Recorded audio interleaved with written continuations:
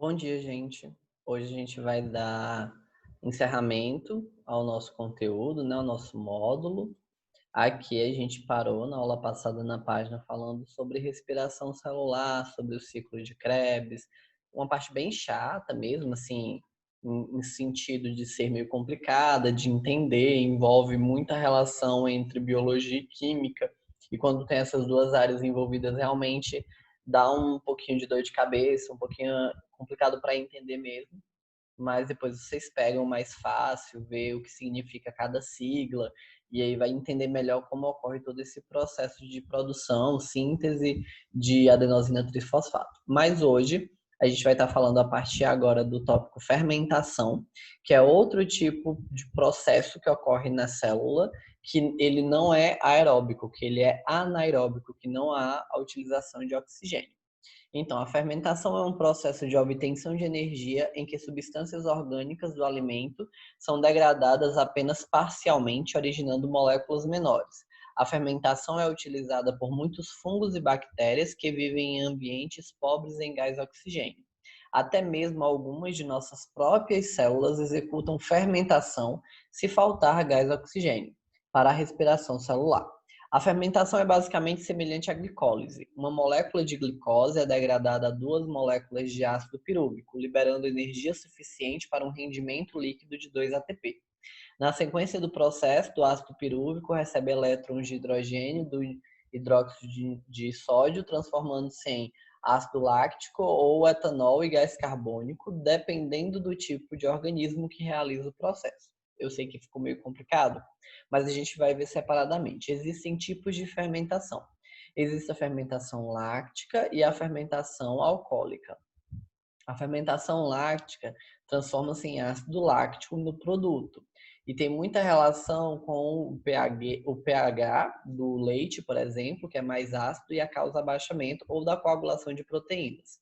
Enquanto a fermentação alcoólica, ela transforma-se em etanol, que é álcool etílico e gás carbônico.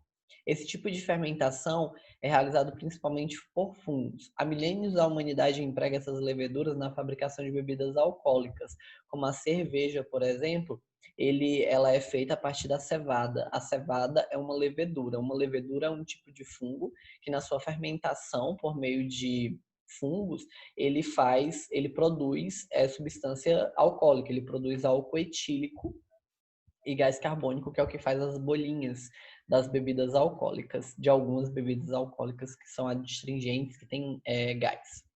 Aqui tem um esquema, representação esquemática da fermentação láctea e da fermentação alcoólica. Então, o processo inicial é igual ao processo de respiração, onde ocorre a glicólise, que é a quebra da glicose em ácido pirúvico. Então, tem uma glicose, C6H12O6, aí eu tenho, então, ADP, mais o fósforo, produção de ATP, dióxido de sódio, mais hidróxido de sódio. Aí a gente tem a quebra da glicólise, produção de ácido pirúvico. Do ácido pirúvico eu tenho liberação de gás carbônico, uma produção de acetaldeído, com a formação de hidróxido de sódio, até a produção de etanol, que é um álcool. Ou, se eu for por outro caminho, eu tenho a produção direta de ácido lático apenas com a absorção e liberação de hidróxido de sódio, certo? Então, fermentação é simples. Partindo agora para um termo comum, que todo mundo conhece, mas que a composição e a organização, às vezes, muitas pessoas têm dificuldade, que é a fotossíntese, que significa fotoluz, síntese e produção. Então, é a produção de algo a partir da luz. É um processo celular pelo qual os seres autotróficos produzem substâncias orgânicas para se alimentar. O tipo mais comum de fotossíntese pelas algas e pelas plantas e por certas bactérias. Utiliza como reagente o gás carbônico e a água, produzindo glicídios e gás oxigênio, conforme a imagem 31. Então, a gente tem, para fotossíntese, eu preciso de luz, água, gás carbônico. A junção desses três, eu tenho liberação de água, gás oxigênio e um produto de alimentação das plantas, que nesse caso é a glicose. Nisso, para que ocorra todo esse processo, a gente tem a ocorrência de duas etapas, que é a etapa fotoquímica e a etapa puramente química. A etapa fotoquímica compõe-se da fotofosforilação e da fotólise da água, que é a quebra da água a partir da luz. E a etapa puramente química é constituída pelo ciclo de pentose. Então, iniciando pela fotofosforilação e produção de ATP, a gente tem que é um processo com que a energia é proveniente da luz solar, captada pelas moléculas de clorofila e de carotenoides, que estão organizados nas membranas internas do cloroplasto, formando os chamados complexos de antena. Nisso, ocorre que, ao serem excitados pela absorção da luz, passam para o nível de energia mais alto, transferindo para as substâncias receptoras, passam de um nível mais alto para as substâncias aceptoras, as quais formam cadeias semelhantes às existentes na mitocôndria. O último aceptor das cadeias é o do cloroplasto, é o NADP, que significa nicotidamina, adenina, dinucleotídeo e fosfato. Fosfato de dinucleotídeo de nicotinamida adenina. É um nome muito complicado, mas a sigla é NADP, que difere do NAD da mitocôndria por apresentar um grupo fosfato na sua relação.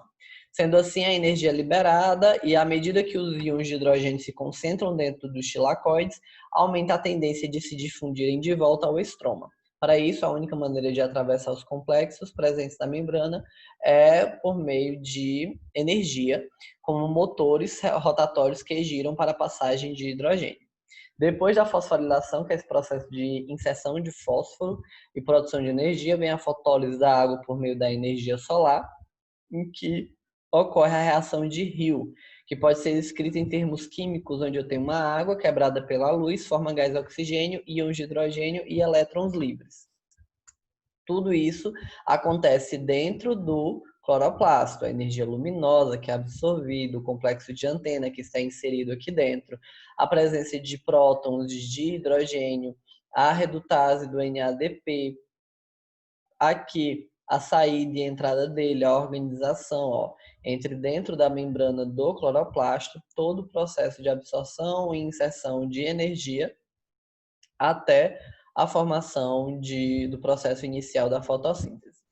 Depois vem o ciclo de pentoses, ou ciclo de Calvin-Benson, que é um conjunto de reações da fotossíntese responsável pela produção de glicídios a partir das moléculas de gás carbônico transportadas pelo NADPH, com a presença do H agora nesta substância por conta dos íons de hidrogênio presentes no ciclo anterior.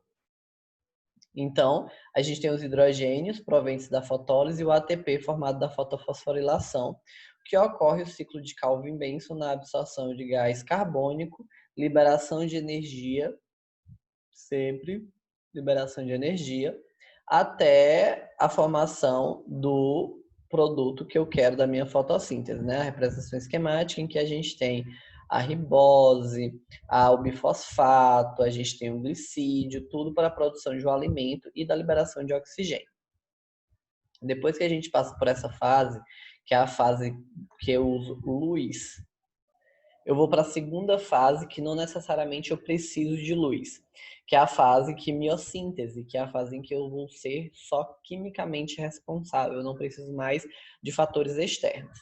Certas espécies de bactérias e de arqueias são autotróficas e produzem substâncias orgânicas por meio da quimiossíntese, processo que utiliza energia liberada por reações de oxirredução envolvendo substâncias inorgânicas simples. Então, eu tenho, por exemplo, bactérias como nitrosomonas e nitrobacter que vivem no solo e não tem como absorver luz solar ou outras substâncias externas. Então, para que elas produzam o próprio alimento, elas precisam participar ou produzir algum tipo de alimento por meio da quimiossíntese. As bactérias quimiosintetizantes, por sua vez, utilizam o íon nitrito e oxidam o íon nitrato. As bactérias, elas conseguem viver em ambientes desprovidos de luz e de matéria orgânica, obtendo a energia pela oxidação de substâncias inorgânicas. Além de um agente oxidante, essas bactérias necessitam apenas de gás carbônico e água, que constituem as matérias-primas para a produção dos glicídios, e elas sobrevivem normalmente através da quimiossíntese. A partir disso, para encerrar o capítulo, agora vocês vão responder a atividade, que vai encerrar o módulo, vocês vão responder a atividade.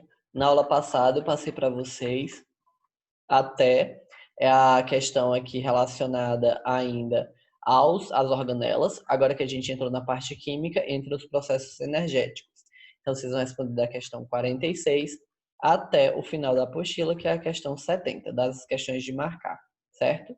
Então, a aula de hoje era isso, o nosso módulo encerra por aqui. Nas nossas próximas aulas já estaremos falando do novo módulo, que é a continuação desse, tem muita relação, mas desse é apenas isso, certo? Então, encerramos a aula por aqui. Tchau para vocês, até a nossa videochamada e a nossa próxima aula.